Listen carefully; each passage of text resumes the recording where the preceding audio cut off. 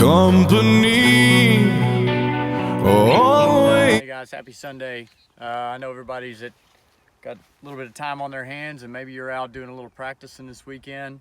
I want to address something that we see a lot on videos and even on the range in class. We just had a couple of good days of training with a good group of guys up in Grandview at Range 35 the past couple of days, and we kept hammering and hammering on follow through. And I'm going to shoot two different videos of a simple up drill, and I want you to see the difference in the follow through, and we'll talk about why it's important after you see these two. So stay tuned.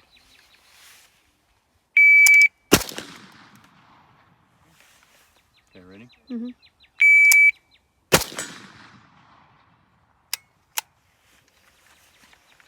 All right, guys, so that was a couple of videos, and the difference in them is the follow through. And if you're practicing, if you're deliberately practicing, then you're practicing on executing all the fundamentals: stance or grip on the gun. Stance and grip on the gun, be it a rifle or a handgun, your sight picture, building a sight picture, your trigger press, and your follow through. And a lot of times shot timers will induce a little bit of stress, and we start wanting to push our speed. And even though I can push my speed after the timer to make the shot, I still need to spend time following through.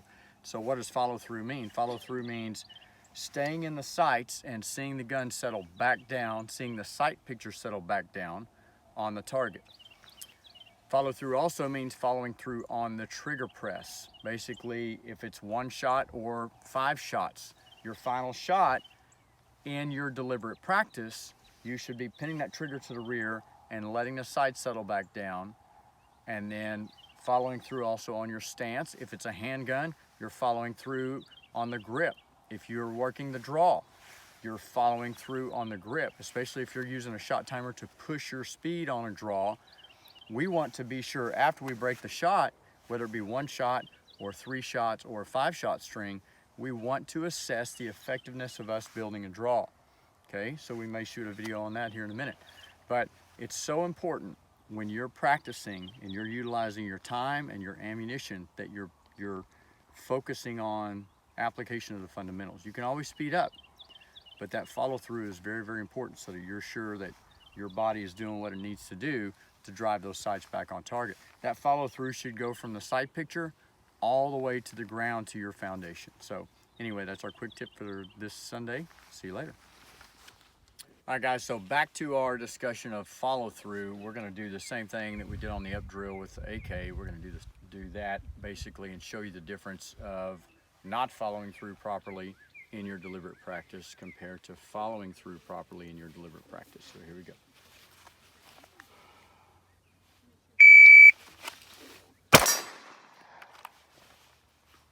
What was the time on that? 1.77. 1.77. That's a little slow. Ready? Ready.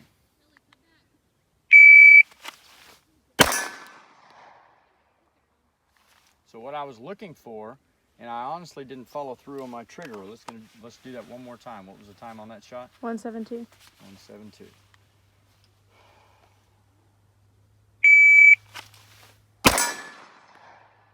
So what I'm looking for and feeling for, I'm following through on my trigger. I'm seeing the sight settle right back down on my intended point of aim.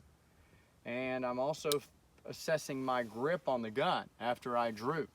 I'm also thinking about the weight distribution on my feet. Okay?